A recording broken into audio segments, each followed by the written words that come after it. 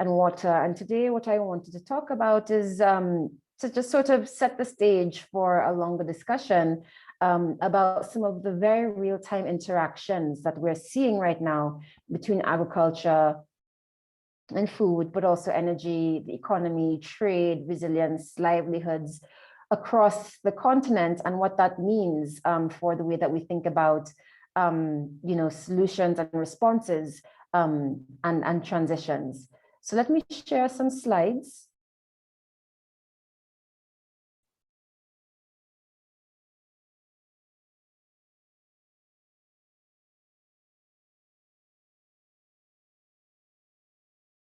Great, and let me know when you can see that.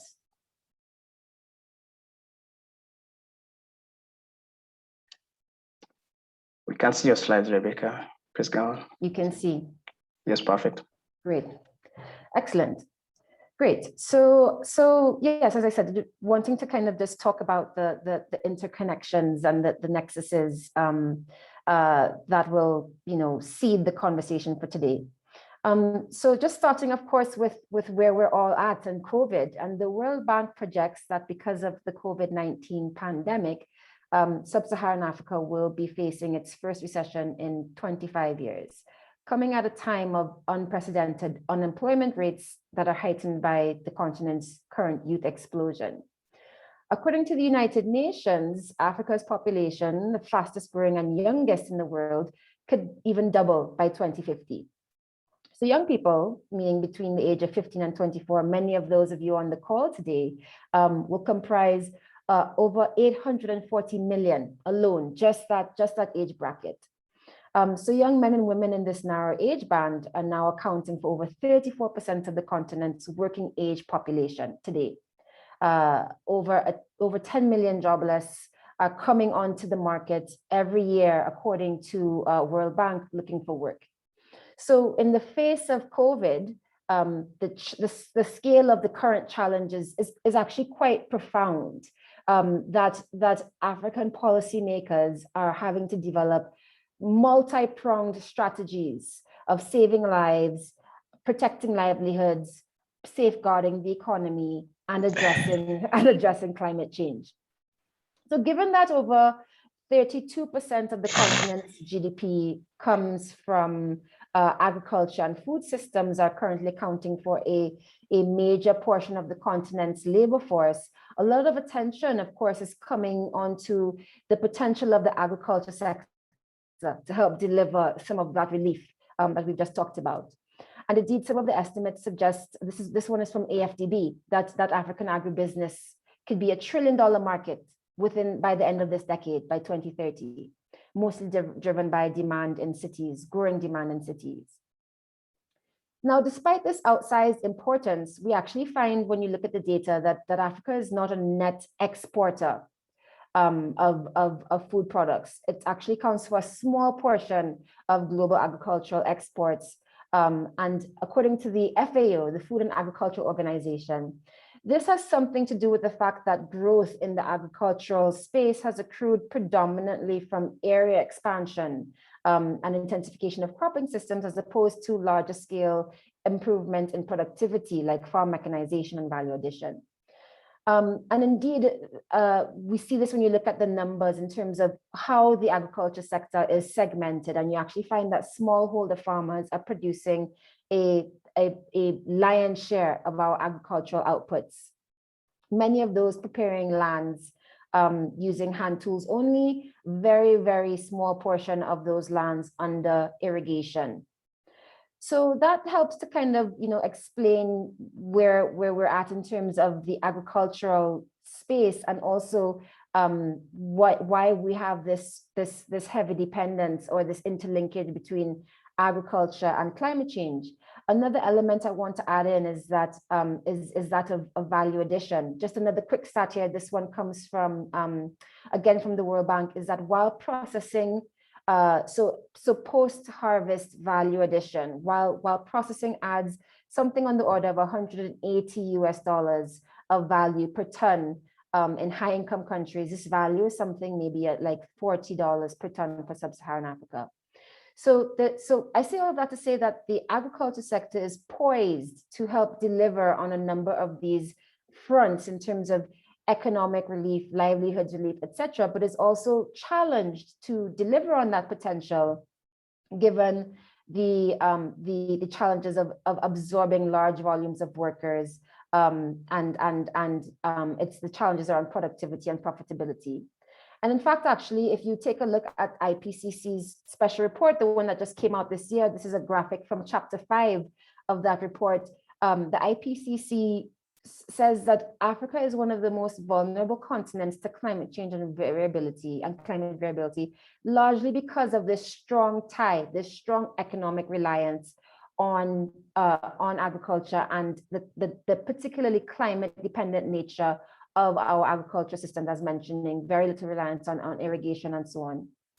And so when you look at yields, we're already seeing that yields here are suppressed relative to other regions. And the IPCC projects, as you can see here, that climate-induced yield reductions are highly likely this century, especially for some of the cereal crops like maize, which is of course a crop that's majorly grown here. So this, as you're seeing, is showing us a simulation of results for projected annual net primary productivity of rangelands, assimilated in the year 2000, that's the one on top, and then looking at what changes are to come by 2050 under the emission scenario RCP 8.5. So you can see the drastic impact that we're expecting in terms of changes to net productivity just in this century alone. So the other thing to mention is that food demand is also fairly elastic. So declines in crop productivity are likely to increase prices of local produce, which can in turn affect patterns of regional and international trade. And that all then compounds and potentially further reduces the continent's adaptive capacity. So you see basically a sort of a set of interacting feedback loops. And because of these feedback loops, the value addition sector has direct implications for African food security, for African trade, and for the continent's ability to adapt to climate change and build resilience. So basically, we've got some compounding feedback loops that are engaging with each other in real time on the continent, and without sweeping action, by 2050, just around the corner, really, we could be the Earth's most populous continent, housing 80% of those that remain in poverty, housing 90% of those left without basic energy access, and housing those that are most vulnerable to climate change, all while, mind you, having contributed less than 5% of global carbon emissions. And I wanted to just spend some time framing the conversation in this way, because when you frame it in this way, you see that African resilience is directly related to this intersection, Berwa, that you've highlighted with this workshop of energy, food, and water. And also we start to see that resilience is actually a global justice and equity challenge. And so this is a very pivotal time for coordinated action, for breaking down the silos across these disciplines and across these sectors of energy, water, food, and so on, and really thinking about coordinated approaches that help us address the multidimensionality of the challenge itself. So let me spend a little bit more time explaining what some of those solutions at the intersection of the nexuses might look like. I'm showing you here a recent news article that's talking about the cocoa industry in Western Africa.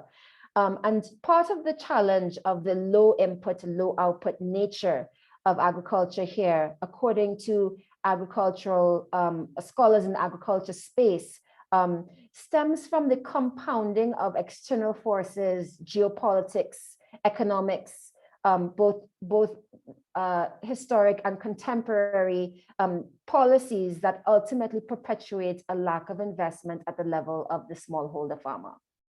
So if we take a look at this case in West Africa, what we see oftentimes is that though the chocolate industry is worth more than some estimate $80 billion per year, many cocoa farmers in parts of West Africa are poorer now than they were in the 1970s or 1980s. The cost of farming cocoa on exhausted lands has continued to increase, yet because of countries remaining global price takers, with global prices being set on financialized derivative markets and transmitted along the commodity chain, there are very limited possibilities for domestic price making. And this has left a major burden on the smallholder farmer that has least possibilities of dealing with these risks. If we take a look at the East Africa space, it's different, but there are some similarities. Here we've seen a collapse of the cooperative as an organizing structure for farmers. Here I'm showing you the maize value chain in Uganda. And in Uganda's agricultural sector liberalization movement in the mid 1990s, this breakdown left farmers with, again, very little price negotiating power and with very few linkages to the food and beverage multinationals like groceries and breweries, restaurants and so on that have this growing demand from the urban consumers. So given the lack of standards and lack of quality control and reliability, these companies are oftentimes resorting to importing raw materials while there are raw materials in country, and again, leaving the smallholder farmer space without ready off-takers. So you can see just by looking here at the level of complexity that exists between farmers and actual end users. And so consequently, despite having very advantageous resource endowments, agriculture actually only accounts for, the latest estimates are saying, somewhere around a quarter of Ugandan GDP, though employing most of the population.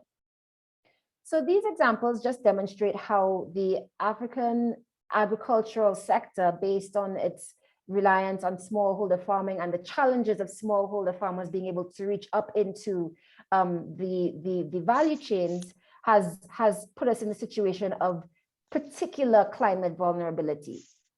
And while the addressable market for irrigation, for cooling, for refrigeration, for agro-processing, all of those spaces that can help bridge those gaps between smallholder farmers and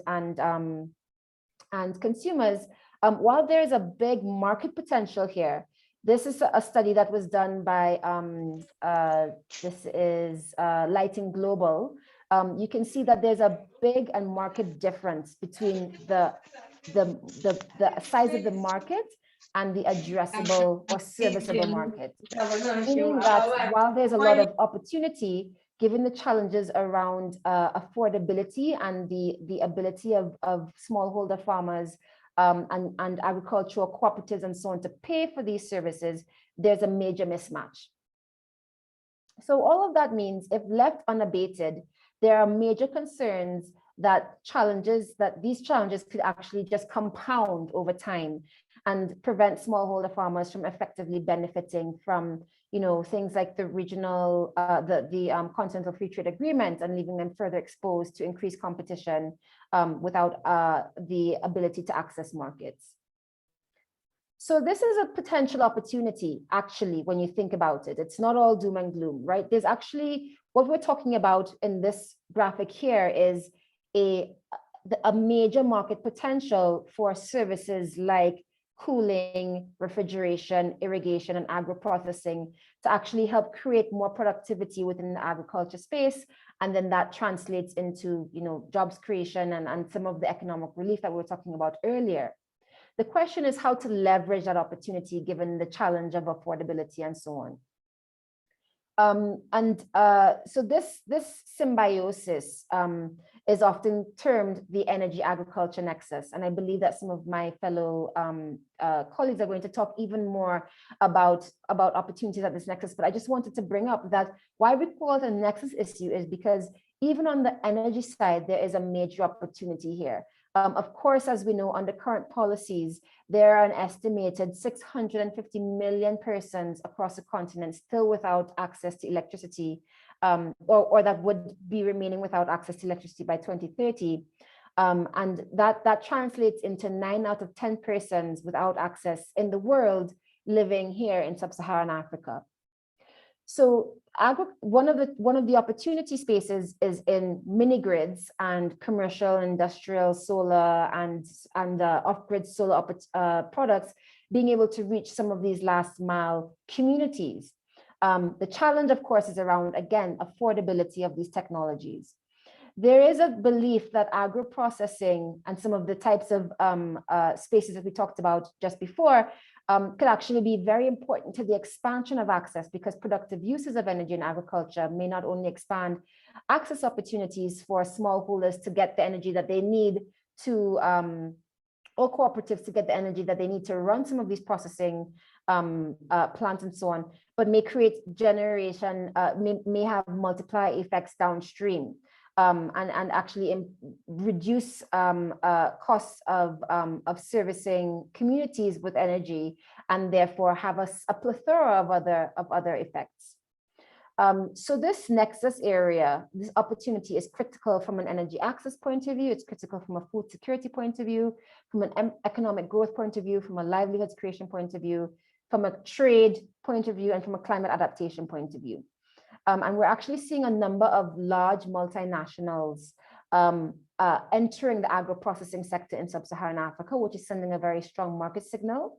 And a wave of clean energy agro-processing enterprises are also emerging across the continent, covering the value chain, as you can see here.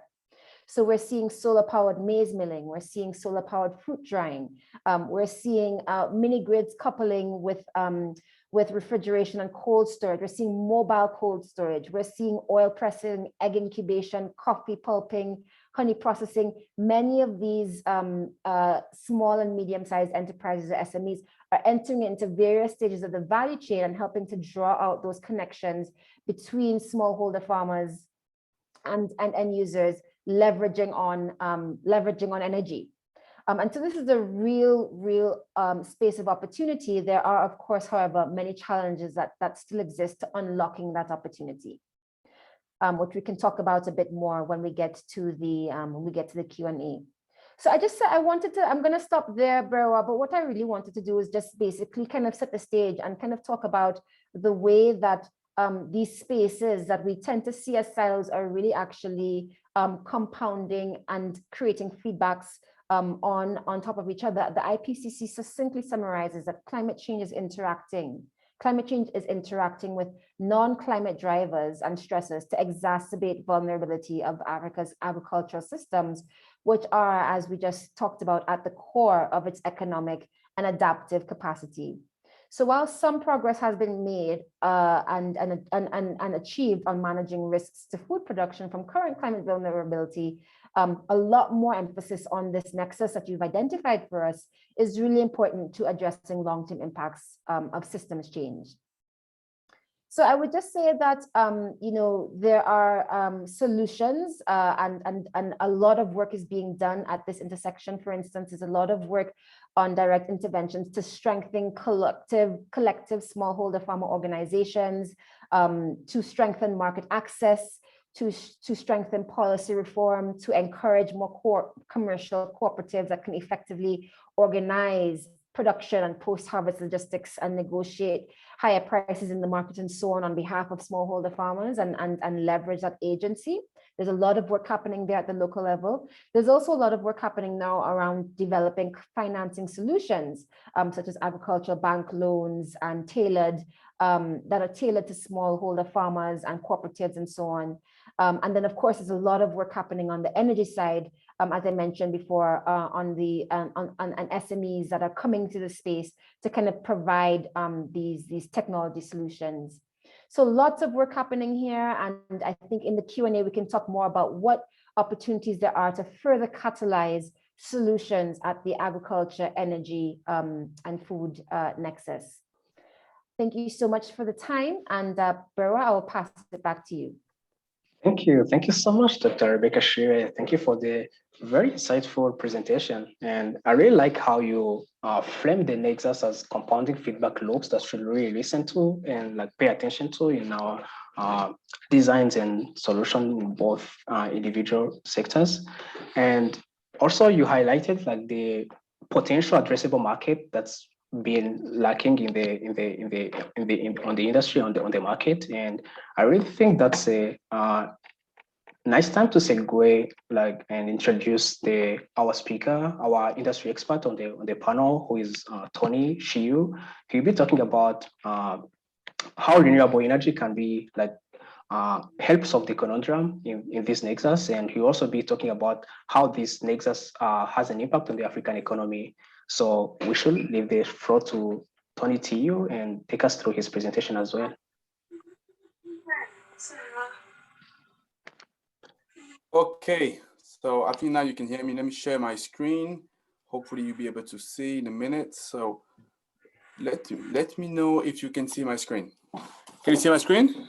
Perfect. You can see your screen and it's in presentation mode. You can. Okay, you can see me as well, right? Because I think let me just see if I can see it. So see you and hear you. You can see me now? Yeah. My camera is with me now? Okay, good.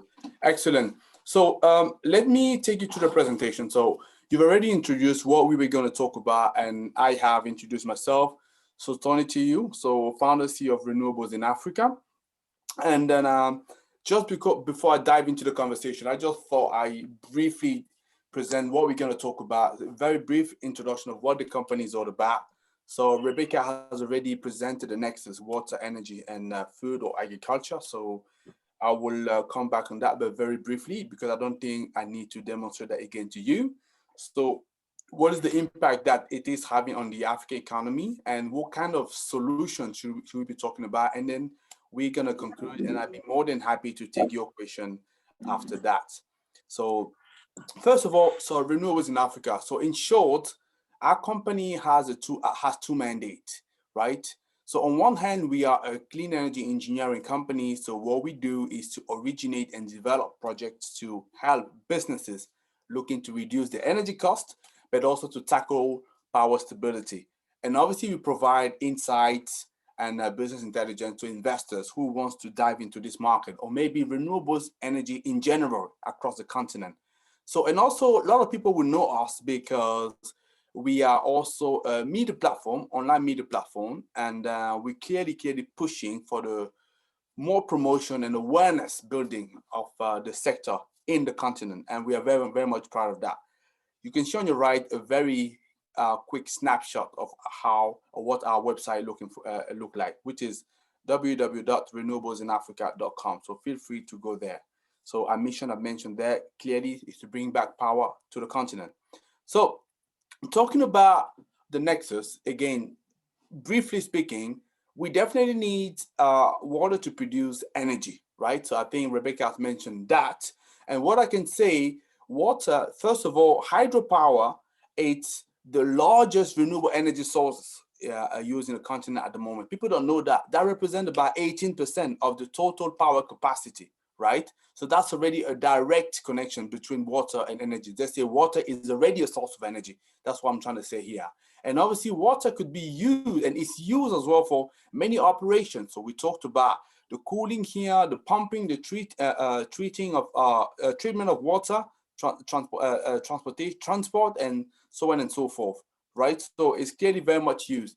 And if you're talking about now energy, you can't operate water-related services if you don't have energy. Whether you're talking about the heating, the pumping, or the treatment, you need to have energy to operate those equipment, right? So that's the direct correlation there. So clearly the two are essential, but they're also very much essential for agriculture, like we mentioned. It has been mentioned before. So this is the reason we're saying the three go hand in hand. They are intertwined, right? You can't speak about one without the other. They're definitely influencing one another, especially water and energy. They're very much interdependent. So in this slide, all I wanted to show is a number of various operations that are intervening both for water side or the energy side, and where we need energy and where we need water, right? So that's what the slide is meant to be saying, and I'm sure you guys can see that. And those three together have lots of challenges that needs to be addressed. And I'm just going to mention a number of them, but we know that already. But what we're trying to demonstrate in here is to be able for us to tackle that, because we all know about the SDGs, the 17 SDGs, to make sure that we can achieve that by 2030. So are we going to get there? Well, if you're asking my opinion, I would say, okay, I think we've just only 9 years left. I don't think so, but we can get closer for sure, right? So those challenges are multiple. So we know there are 1.3 billion across the world that don't have access to electricity. About half of it is actually in Africa. And in terms of water, I don't think the situation is any better because you have 780 million of people that don't have access to improved or good water, right? And 40% will be in sub-Saharan Africa. And it has been mentioned already, water is absolutely used and needed for agriculture. In fact, 85% of fresh water sources are used for agriculture. But actually what is quite impressive, or not impressive, obviously, what is quite shocking is the fact that those 85% only go to 6% of cultivated area in the continent, right? And when you compare that with other continents, for example, Asia, that's 35%, and South America is 11%. So it means that there's clearly a huge progress that is needed for the continent of Africa. And that's why we're here today talking about that and looking at how can we change the picture. The population, we know, by 2050, it's estimated that it's going to double, right? It also has been mentioned. And if you're talking about population doubling, clearly you're going to have your water demand that would increase, right? And this is also influenced by the fact that most of the people tend to be moving more towards cities. So urbanization is a big phenomenon, which means as well that to transport and get the water to these people, you will have to transport it over long distance, right? But clearly the big concern is actually power. Because if we're looking at what's going to be the demand by 2050, I'm sure in the lifetime of man like you, or maybe like you or me, 2050, that's quite far away. But for the life of the continent, that's nothing. But what it's actually saying, we're saying here is, by 2050, so in about something like 30 years, less than 30 years, right? So the power demand is going to increase by 500% in Africa, right? So that's huge, that's significant. So clearly, we need to address those issues. I'm not saying that in other continents it is better, but clearly the issue is a little bit more acute for Africa. So how does all of that is impacting the African economy, right? Because I've mentioned that, but let me just show you a little bit, a couple of graphs here for you to understand. So when we're talking about the electricity access, so you can see on your left there, that's a map of Africa, and you would see, at the exception of North Africa and South Africa, that have almost full access to electricity.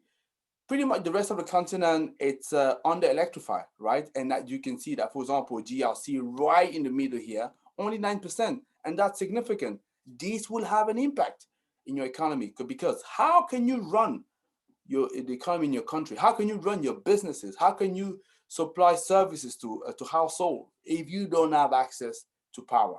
That's clearly a problem, and that has a direct reflection onto the GDP of the country.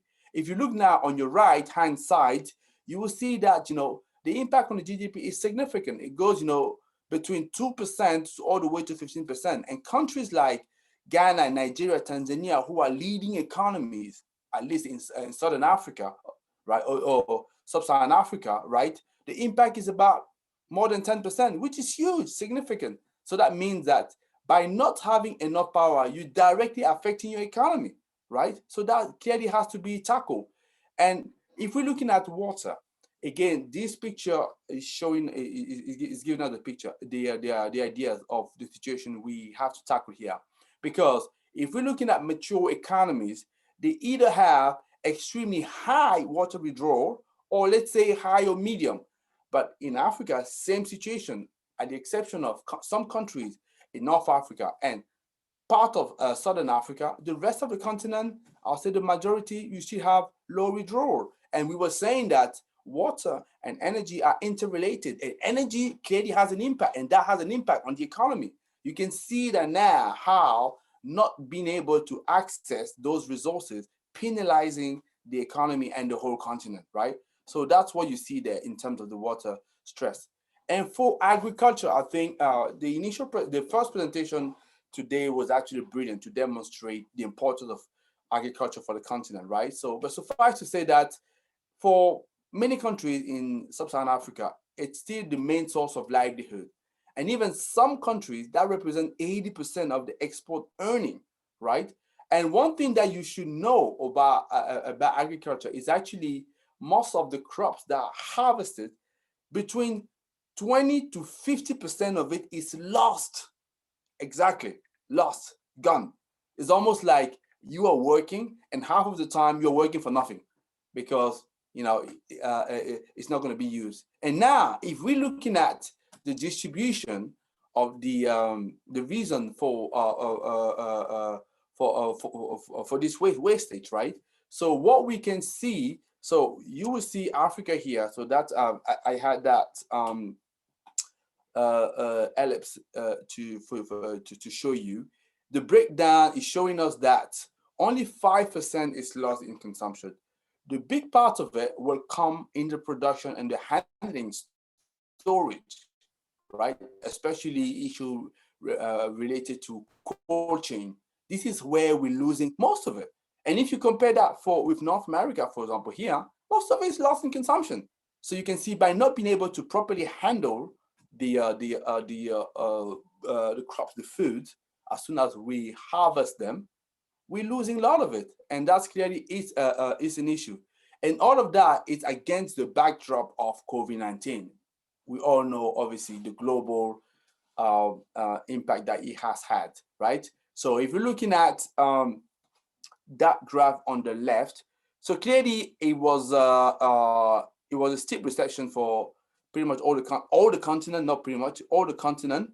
And then Africa suffered a little bit less, but also is because our economy is not as important and as other continent. But it's important to nevertheless mention that it was the first time, before a long time that we saw a negative growth in growth rate in Africa. That was -3%, right? So that shows you how significant it is. So it means that all those challenges that we already have highlighted, the fact that we've gone through a global phenomenon like COVID-19 clearly has made the situation a little bit more urgent. So clearly we need to be acting, right?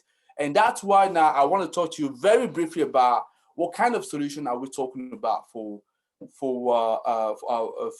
this Nexus. So you've guessed it, and I think Rebecca also mentioned it, solar is a big part of it. Why? Simply because that's the one source that's widespread across the continent. Any country you go into the continent, there is enough solar. In fact, when you look at the average installation, that's between 5 and 6 kilowatt per meter square per day. So maybe you don't understand what it means, but if you take, for example, a country like Botswana, which is, has very, very, very, very good sun reserves, they are 8, right? So it gives you an idea what we're talking about here. So clearly there's enough sun for us to exploit it. And those solar solutions could be used in multiple multiple configuration. You can have a utility scale project, right? That will be run, mini grid or small off-grid application, right? Where you are looking at how can we power equipment, how can we power solutions with solar, and why? Because in many places, especially in rural areas, it's not possible to extend the grid. So you want to be looking at decentralized solution, decentralized renewable energy solutions. And solar clearly is a big part of it. Why? Because solar is everywhere, right? That's why I wanted to say. And should also be part of this solution. If you're looking at North Africa, I know North Africa wasn't the most critical region, but still, they have good wind potential that could be harnessed to potentially help other region. And clearly you also have it in East Africa and Southern Africa where there's a good wind regime. Now, when I say good wind regime, what does that mean? Because normally to have a commercial operation of a wind turbine, you need about 5 meters per second. And what I'm saying, in those regions that I have mentioned, the average is about 6 meters per second. So that means there is enough resource to be able to build solution to help it and power, again, provide energy for various operations, right? And obviously, you want to be using various technology that will be used for water production and water erection as well. So, and yes, what I wanted to mention here is I've been talking about solutions related to the generation of energy, but what about the demand? right? So already you want to be using efficient equipment, right? So that's very important because that's going to help you to better manage the energy that you already have that is being used for those various sectors. But also you want to have accurate control, because for you to make sure that you properly manage what you have, you want to be able to control it. That's what I'm saying. It's part of the solution that you need to have. It's not just a case of, I will install something and equipment and I let it and I'm just going to come back when I need to chuck into the bin. No, you need to have, first of all, efficient equipment. You need to control it to make sure that it works well, and to have preventive maintenance, so that you know when to intervene before there is an issue. Very much important to do that. And also behavior, it's a big part of it, because funny enough, but 60% of energy we use is actually waste, actually, clearly. Because the way we use, I can give you an example, right? Sometimes you will leave the tap running for much more longer than what you need. Or maybe your tap will have a much bigger flow than what actually is needed, right? So this clearly can be adjusted to make sure that we use the resource properly. So that's part of the response that we want to have. So in conclusion, what should I say? It's clearly the three are interdependent, whether you're talking about water, energy, and agriculture. And if you're talking about strategies to tackle them, it has to be dealt with together for more efficacy, obviously. So Africa is confronted with water scarcity, and we need to have policies and initiatives that clearly are looking at that. Because yes, power is a big issue, but water as well, as I've shown you, 40% people without access to water coming from Africa are in Africa. So it has to be looked at. Wind and solar are technologies clearly that should be part of these solutions, right? And should be clearly prioritized as well in various countries, because as I say, those are resources that are available there. And why are we going to go and look for something elsewhere where, you know, at home there's already resources that could be tapped into? I want us to clearly look at that. And beside the generation aspect, we're also going to look at the energy demand, the use of energy that we're already having. That's why I'm talking about energy efficiency, and that's why I'm calling low-hanging fruit, because you don't necessarily need to go and buy a new equipment. It's about what you have already. How can I better use it so that I can use it for longer, right? So that's what I wanted to say. So just very briefly, just saying that as a company, there's a lot of people interested in Solar Entrepreneurship Masterclass. That's something that we launched recently. People that are interested, the link is there. I'm sure Leanne can definitely pass it on to you. Last but not the least, these are my contacts for those of you who want to get in touch with us. I'll be more than happy to respond to further questions in the Q&A. Yeah, thank you for that. Thank you. Thank you so much, Tony. Thank you for highlighting the interlinkage between these sectors, the water, energy, and food field. And thank you for also stressing on the gap in the electrification efforts and energy access on the continent as well. And I think this is a perfect time to bring on Violet Matillo to actually take us into the one thing that ties everything together, which is the policy side of things. And she'll be talking about appropriate policies and appropriateness of technology actually to achieve these integrated solutions and approaches towards the energy, water, and food nexus. So Violet, if you're ready, and we are running a little bit late, and I'd really love that to reserve some time at the end to engage with the audience, take questions and concerns from them. So Violet, if you are ready. Okay, just give me a minute. I share on the screen. Yes, go on. Okay, can you see the screen? Not yet. So you can't see, can you see the screen? Not yet. You can see your screen and you can see your video as well. Oh, okay, let me, yeah, because I've had some, I've just shared. I'm making sure you're the co-host so that you actually are able to share, and I think you are. Yes, you are the co-host, so you should be able. Share. No, don't do it like this. Put the audio weaker. Screen share. Allow. Allow.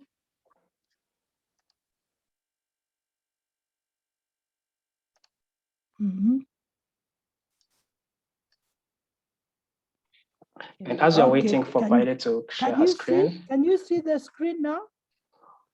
I'm afraid not. Maybe someone can confirm it's only me, but I can't see your screen and I can't see your video yet. Okay, then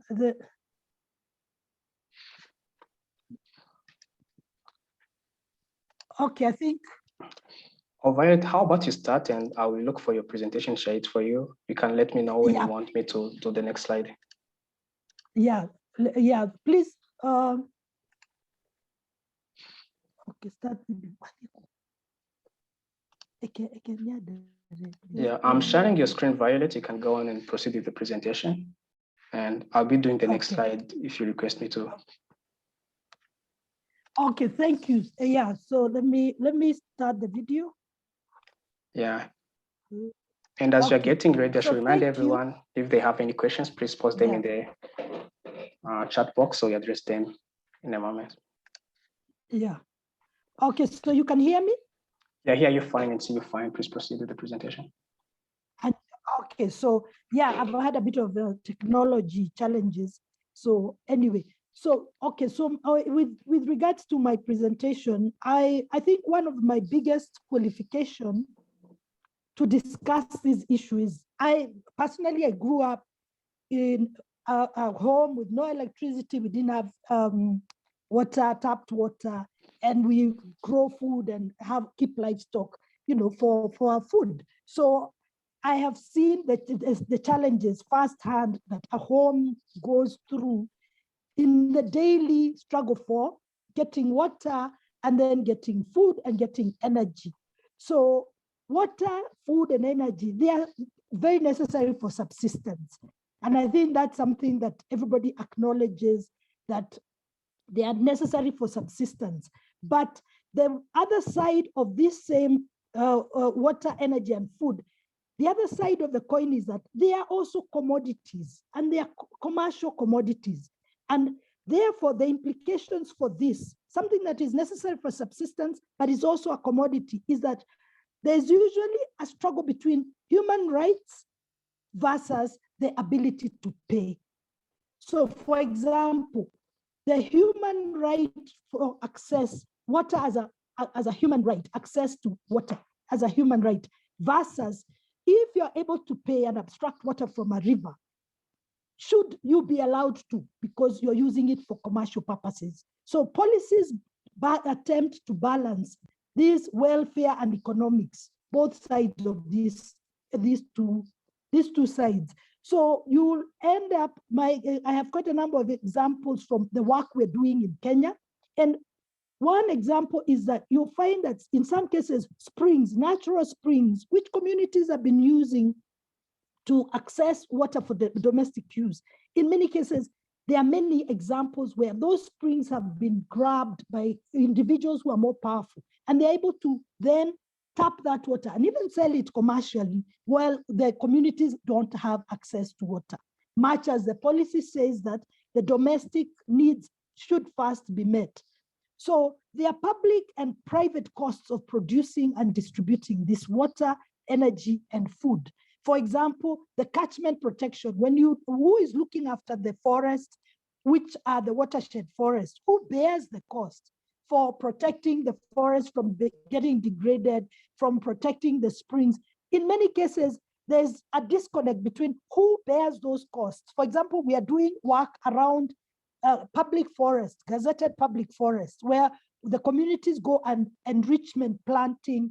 They're the ones who ensure that livestock is not going into the forest. But when it comes to the benefits, the government gives private concessions for the cutting down of government forests, and those go to private hands. So who bears the cost? And there's a disconnect. Next slide, please.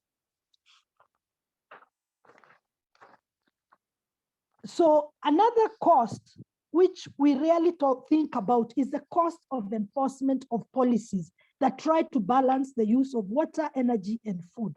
And those costs are borne by the public sector. It is the government that enforces. But failure when the government fails to enforce those policies that the country has agreed upon, then many times the costs are borne by individuals such as consumers or even the producers. For example, with regards to food, the packaging from the farms, like in Kenya, we have potatoes, the Irish potatoes, and you have some the people who buy them, and they ask that the sacks, the 90 kilograms sack, they actually overpile the potatoes on top and tie ropes round the top such that they're actually getting much more than the 90 kilogram, yet they're paying for the price of 90 kilograms. And the government has been trying to enforce that. So when they are not able, the costs are borne by the consumers, or in this case, the producers. There's also a global cost of meeting water, energy, and food needs. For example, we're now seeing as countries developed and used fossil fuels, they put in so much greenhouse gases into the atmosphere, and the cost is a global cost, which is coming in the form of climate change. Then also the issue of the degradation and degradation of forests, of rivers, and biodiversity loss. Those are global costs that are borne as people struggle to meet their water, food, and energy needs. So, and then in addition, there are numerous appropriate technologies in quotes, which are developed to reduce the negative impact of the current policies, current practices, and technologies. Now, these appropriate technologies, many times the question is, who develops them and who uses them? For example, in Africa, there is a promotion of energy efficient biomass cooking stoves that use charcoal, that use firewood, because we want to reduce deforestation, we want to reduce the production of greenhouse gases. But in many cases, communities are revert back to the old, simple 3-stone open fire. And in many cases, nobody consults the end users of these technologies. I always laugh because recently, not so long ago, I bought for my mother-in-law a very expensive energy efficient charcoal stove, because she doesn't have electricity and she uses charcoal and firewood. So I thought, let me be a good daughter-in-law. I bought for her. But when I next went to visit, I found it stashed in a corner. It is not being used. She's back to the old stove that she was using and also the open fire. So when I was buying it, I am also guilty. I didn't consult her. So the appropriateness of this technology, are they really appropriate? Or is it about economics? E.g., there's a lot of promoting of liquid petroleum gas as a clean fuel.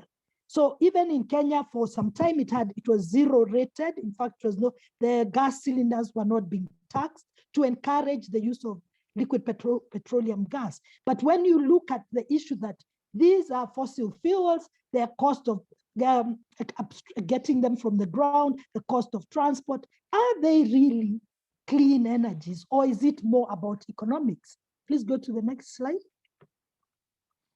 Right now, when you look at the global food systems versus local production systems, there's a big debate, ongoing debate about agroecology versus agro-industrial or commercial agriculture.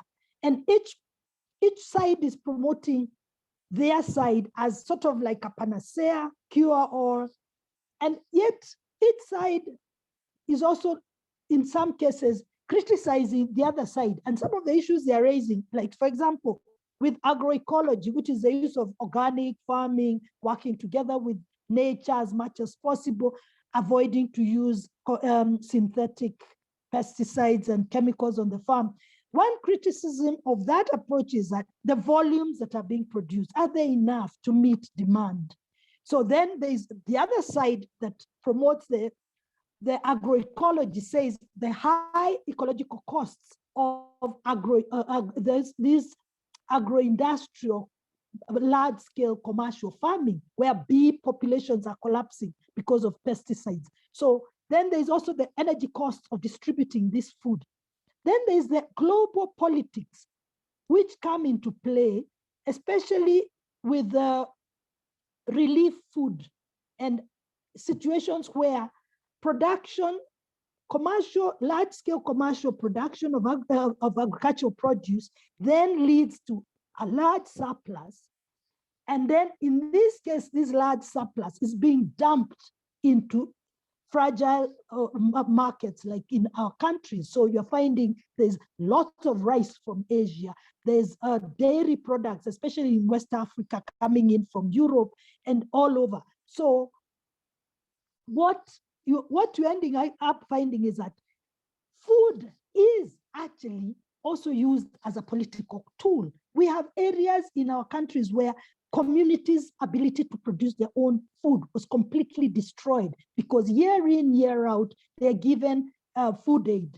Year in, year out, they're given food aid. So they're now completely dependent. And then you have the large relief agencies bringing in this food from the Western world where there's huge surplus. So this also results in imbalances. And then even in our countries, when you have the large commercial production of food, you find that communities tend sometimes to end up with no water because it's all being siphoned to go and produce large scale in these large scale farms. We had one example where the community downstream of a river was going up with arms to go and demand that upstream where they had dammed the water and were using it to produce onions and tomatoes for the cities.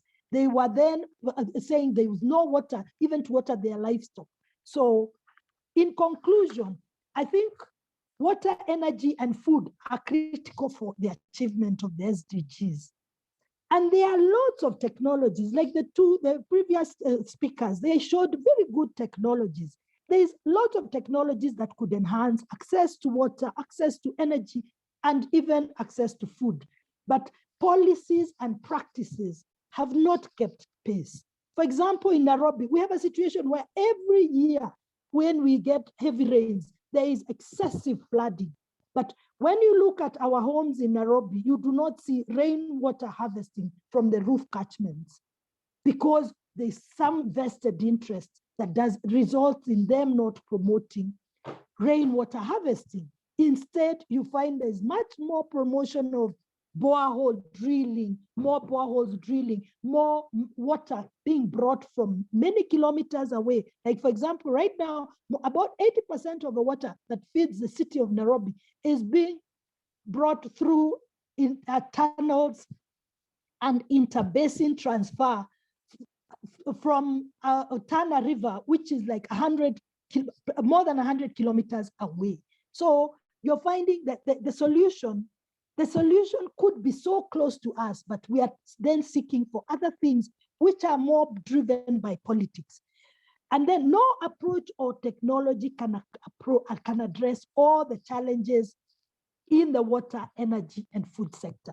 You find people, when they have a certain technology, they tend to go around promoting it like it is the solution to all your problems. We had this issue with the biogas, where we've got a biogas digester. We are working with a group in a big public market. And then the same people who are promoting biogas were also telling us you can use lights, use biogas light, but we eventually realized, no, biogas is very good for cooking, but having an open flame is not safe. So instead of having these technologies, the promoters pushing them, I think it's better if there's a basket of these technologies and communities are exposed to them, then they can pick and choose what works for them. And then we need to ask ourselves, are we addressing the politics of water, energy, and food? Is there the necessary political will at the local, national, regional, and global levels to address the issues relevant to these nexus between water, energy, and food. If we don't address the politics, it doesn't matter how many technologies are out there. Somehow, somewhere, they end up being scattered, or they don't reach the correct people, or they are overpriced when they come into the market, kicking out a lot of people. So I think our biggest challenge is understanding and addressing the politics of the water, energy, and food nexus. Thank you very much.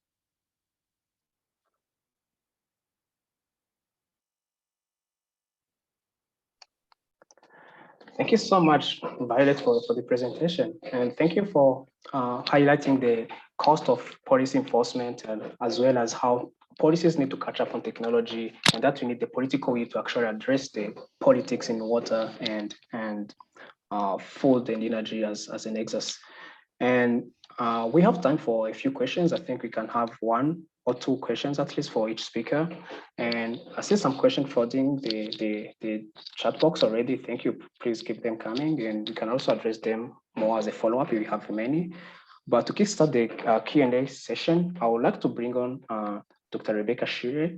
And she mentioned something about livelihood in her presentation. And the question is about how this water, energy, food nexus approach can potentially hurt the poorest of our community by focusing more on optimal solutions derived usually, like from the research purposes, like most of solutions are derived from quantitative techno-economic models that cater more for resource management and efficiencies, but sometimes doesn't consider as much the social factors or downplay the social factors of the solution. And now the question would be, how should we best integrate livelihood in the approaches to make sure we don't actually hurt the most vulnerable for communities, trying to address everything as a nexus? Dr. Shire, if you still have you the floor of yours for the question. Thank you. And actually, I think that this would be a great question. I really, really enjoyed Tony and Violet's presentation. So I'd actually love to hear their thoughts on this too. From an energy point of view, which I will answer this question from, it's a very, very important question. Because as we're talking about, and as I mentioned in my presentation, part of the opportunity of agriculture is promoting and encouraging jobs creation. And as the question that you've raised is, there's also an opportunity that there's also a potential that we could reduce the potential for jobs through mechanization and so on. And so I think making sure that there's really, just to answer this question, there's not a lot of data on these spaces. The ILO does a lot of work on understanding employment trends in the agriculture and agro-processing space, and far more data is needed. We have to really think about M&E and exploring ways to integrate metrics of livelihoods creation into our solutions, such that we are making sure that we stay on the right side of that equation. So I would say that from a research point of view, it's a really important question, and there are a lot of data gaps. Just for instance, where I was before World Resources Institute, we did a study on jobs creation from the decentralized renewable energy sector in Kenya and Nigeria, and really struggled with data, and actually had to end up doing our own job census to understand what employment trends look like in some of the spaces like Tony was talking about, off-grid solar irrigation and so on. There's very, very little data on jobs creation and trends here, and what the displacement of jobs might look like. So I'm putting my researcher hat on and saying that this is a really, really great space for research. We simply don't have enough data right now. There are a couple of organizations that do a lot of great work on this, which I'm happy to share more about. But I'd love to hear Tony and Violet's thoughts on, especially as practitioners, on how to integrate this livelihoods question into solutions design. Yeah, thank you, Rebecca. Thank you for the response. And we gave a minute or two to Tony and Violet to address the questions as well. And as we go, there are questions addressed specifically to one of the panelists. So if you have time, maybe you can respond to the question directly in the chat box so that we have more questions addressed on air as we go. So Tony and Violet, if you have a word for the previous question on how livelihood can be integrated in the Nexus approach to actually make sure you don't hurt the most vulnerable of our communities. The floor is yours. Okay, so I'm just going to jump in and provide a very quick response because I know we're short for time. I think personally, what I would say is actually engaging the communities as we are developing solutions. Probably for me the best way to do it, because most of the time what happens is you have solutions that are developed somewhere very far from where the problem is. We bring it to the place and we say, hey, here is the solution, go and fix your problem. And we found out that actually it doesn't fit the problem anymore. Maybe because the problem has expanded, has changed, people have moved on. So basically what I'm thinking, if we have pretty much like grassroots innovation, or maybe innovation closer to grassroots, so that we can have that feedback loop constantly happening, then we can develop solutions that are much more adapted into their solution. That obviously we can expand a little bit more into that, but I will leave it there. There's one question I'm probably going to pick up that I could see, where somebody was asking about the fact that if we have huge wind potential and looking at the food insecurities, why economies are not tapping into those resources to fix those challenges. And part of the response is what Violet has mentioned, because in terms of the renewable energy sector, it's a sector that's very much still dependent on the regulation that needs to create a space for this industry to deploy. Because I can give you an example, a very, very basic example in the CNI space, right? So you usually have for finance solution, you have two options. Either you go for a power purchase agreement or you go for a leasing model. So in many countries, it's still not possible to have a power purchase agreement. The power sector has not been liberalized yet, right? So you can only do with what you have. So regulation is part of it. So it needs to be loosened up to make sure that it creates an inclusive and inviting environment for solution to happen. And the second thing is obviously finding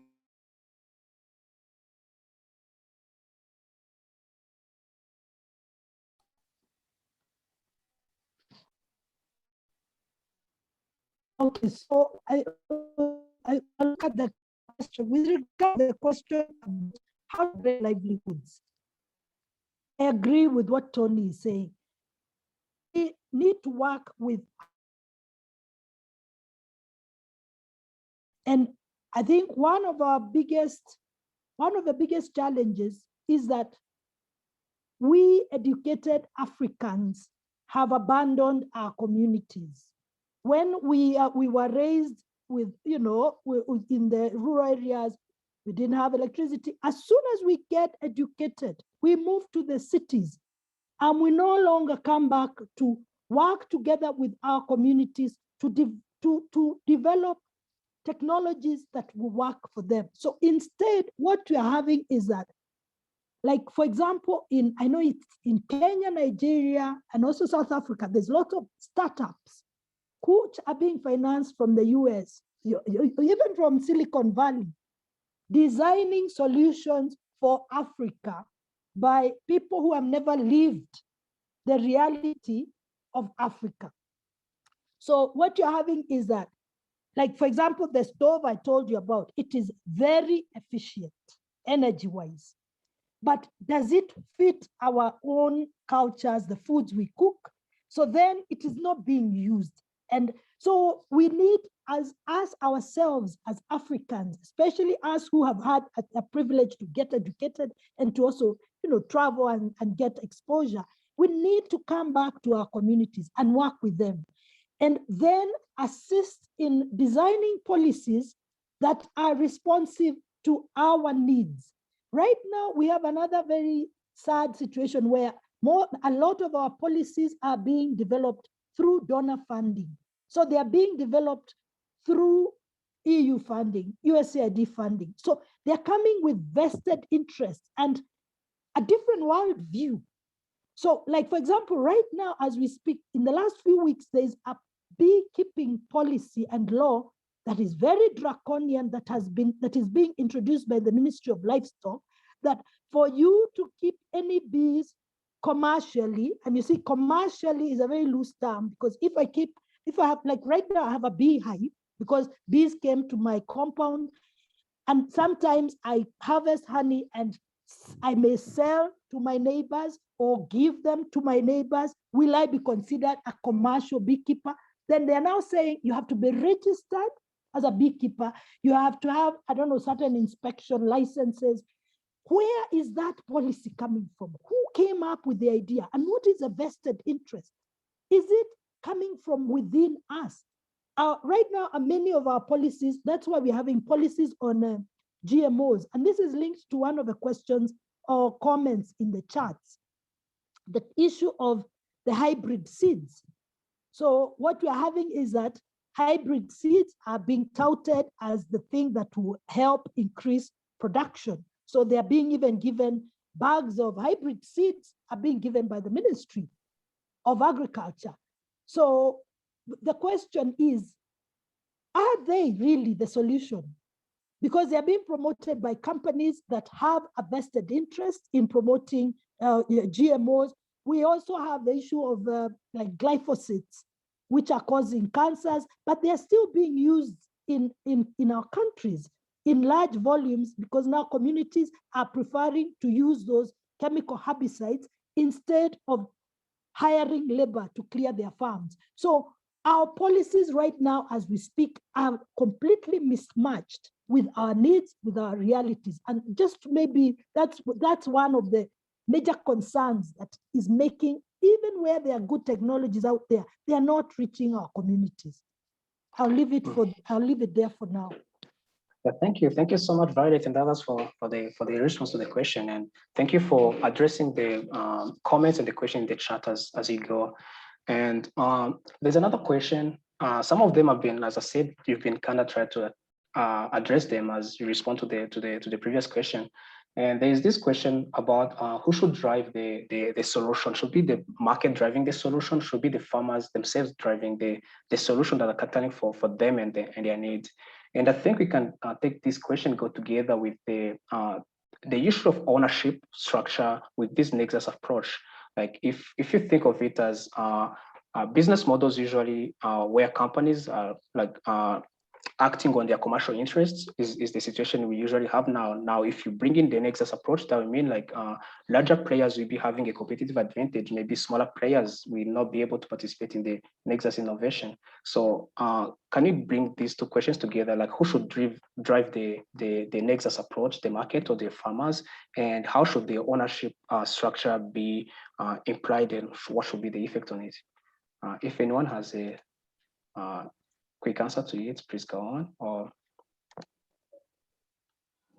I think I can quickly respond to the first part of the question. Maybe Rebecca or Violet might take on the other, which is how to structure the ownership. So who should drive it? For me, the response is simple. Because we're looking at a holistic approach here, for me, there needs to be a task force where every stakeholder is represented. And this way, we know that everybody's interest is actually being protected. And obviously, and having maybe a czar who was actually lead that task force. This personally, the way I will look at that. It shouldn't be the market on its own. It shouldn't be the regulator on its own. It shouldn't be society on its own. But it needs to be a task force where all of them are represented, making sure that all the issues are laid out, all the interests are laid out. And then when the solution is developed, everybody could be looking at that and figure out what is the best way to approach it. So that's what I would say, who should lead it. thank you, Tony. Thank you for the response. Rebecca, do you have something to add and maybe address the second part of the question? Sure, yes, and I just posted something in the chat as well. Completely agree with Tony on the task force. In fact, so my entry into this agriculture energy nexus space is actually from the energy point of view. Where I was before WRI is called Power for All, which is a small nonprofit that focuses specifically on expanding universal energy access. And Power for All led a campaign called the Powering Agriculture Campaign. And in Uganda, our modus operandi, as it were, is exactly what Tony was talking about, working with Ministry of Agriculture, Ministry of Energy, Ministry of Finance, local media representation, local farming community representations, down the line to create this sort of a roundtable for developing solutions, both finance solutions, policy solutions, and technology solutions to grow the Nexus space. And we were particularly focused on the value addition space.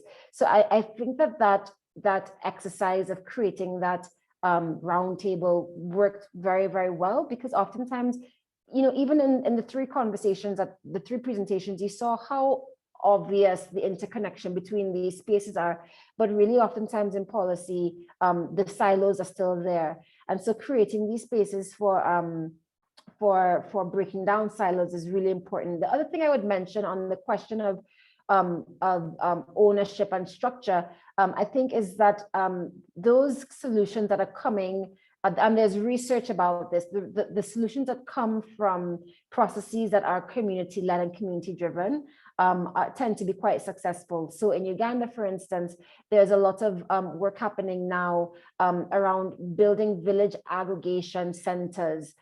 So for instance, whether the focus is on maize, or in this case, the research actually was about maize, creating these aggregation centers such that you have now a place where the value addition exercises and processes can grow from, has proven quite successful. So in Uganda, there is a lot of work right now being done to promote farmer cooperatives and the corporatization of farming communities, such that they are they come to the table as a unit and are able to actually lobby for the policies, the technologies, the solutions, the financing solutions that they see best fit for their communities. So I think that push towards cooperatives and farmer organization and those groups being able to negotiate and engage for themselves and really drive the agent, leverage their own agency. I think those are important spaces. They're challenging for a number of reasons, and Violet raised about vested interests and so on. But I think that's a really important, at least acknowledgement of where solutions can come from. Thank you so much, Rebecca, for the response. And I think we run out of time already. We are at the end, and if Violet also has a opinion to this question, that could be our ending remark. Rebecca, Violet, do you still have you? Okay, so yes, with regards to that, I think she's covered it quite well. So I wouldn't want to repeat, because what she has said is, captures some of the real issues when it comes to that issue. I would like to address one of the questions which is in the chat, and it's with regards to enforcement of water policies and laws. For Kenya, my examples are a lot from Kenya, because that's where I do a lot of on the ground work. But for Kenya is a water scarce country. So 80% of Kenya is arid and semi-arid. And the areas that have a lot of water are actually near the city and the surrounding areas. So water is a highly political issue in our country. And the politics of water are at the very, very local level, where you've got a person blocking access of a river because they own the land next to the river. And it's very clear, the policy is very clear, they don't own the river, but because they own the land next to the river, they block. And then this problem goes to the next level, where a person who can abstract more water from the river, they do that. And then it goes to the county level, where you've got, like, for example, the Nature Conservancy, which is the American the Nature Conservancy, TNC, signing deals with the Nairobi Water Company for the Nairobi water, but working with communities upstream of the Tana River, where they are developing soil and water conservation measures. But the people questioning, what is their long-term interest in our water? If they somehow maneuver themselves into that, every time somebody in Nairobi is accessing water, they are paying a small fraction to this foreign company /NGO, American. So people have seen the value of water, and the wars now being fought, Nestle tapping, Whole Springs, aquifers being dried up by Coca-Cola. So then the Nature Conservancy has combined with Coca-Cola company. So when you see those two combining, you know water is a highly commercial commodity. So that's why I keep saying we need to look at the politics of these issues, not just look at them in terms of access, because not everybody is interested in them and them having communities having access to water. They are looking at it from a purely commercial. Can I make you? Right now, last year, the World Bank switched off water, worked with landlords somehow and switched off water in the informal settlements of Kibera to do some funny social engineering to see willingness to pay of slum dwellers. That is nasty, but that is the direction water wars are going. It's not going to be about, oh, my mother doesn't have a water, let's cry. No, it's good. Can I sell my own mother water? That's the direction we're going. Yeah. Thank you. Thank you so much. Thank you, Violet, for the passionate responses. And thank you for Tony and Rebecca for your participation in the chat box. Some questions have been there. There are so many comments and so many questions still not addressed. I really wish we had enough time for everything, but we are over time already. And this is also a perfect time to let you know that we are planning a networking and follow-up session for having like everyone engaged really like with the audience and the speakers. We'll be having different topics and topics leads, and this Nexus issue also could be one of the topics we'll be going to address. So if any of the panelists is interested to take part of that, you're also welcome, and we'll be extending invitation to the audience we had today. Thank you everyone for participating. We had a good crowd, and I thank you again for your engagement and your participation, asking the questions and engaging with our panelists. And I just posted a few links in the chat box of our website, our YouTube channel, our LinkedIn accounts, Slack and Twitter. You can follow us on those social accounts, and we can keep the conversation going there, especially on the Slack channel. That's where you have members posting many resources and engaging with each other in networking as well at the same time. So we're hoping to catch you there. And this event was part of a series that we'll be organizing on Africa topics in the plan of EIN to go global and have its presence globally on the world. So please be looking out for our sequence of our upcoming events, and we are hoping to have you as engaging and as attentive as we had you today. Thank you so much. Thank you again for the speakers. Okay.